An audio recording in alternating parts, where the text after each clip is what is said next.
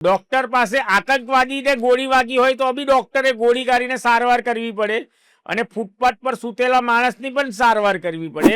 આરોપી કે જેના પર આરોપ હોય છે, જ્યારે કોઈ વકીલ આરોપીને જામીન અપાવતો હોય છે ત્યારે તો નક્કી હોતું નથી કે આને આ ગુનેગાર છે કે નહીં, એ તો આગળ જઈને નામદાર કોર્ટ નક્કી કરે છે.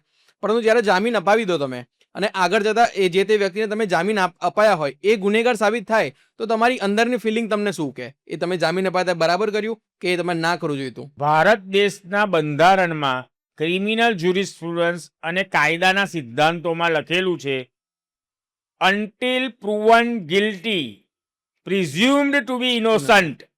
એટલે જ્યાં સુધી સજા ના થાય ત્યાં સુધી એ નિર્દોષ છે.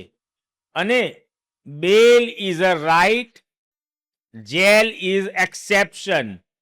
એટલે જામીન મળવો એ દરેકનો અધિકાર છે અને જેલ એ અપવાદ છે.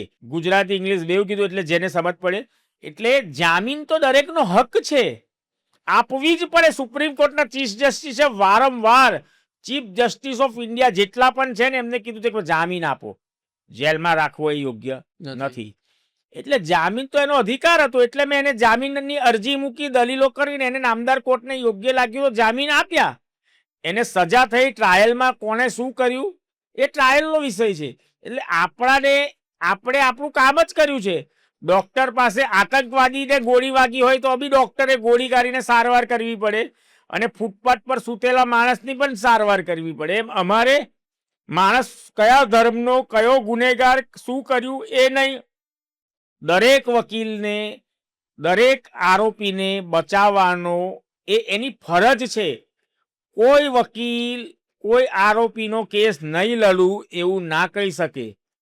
આ દેશનો કાયદો છે કે દરેકને પોતાનો બચાવ કરવાનો અધિકાર છે, જામીનનો અધિકાર છે અને જામીન પર છોડવો પડે.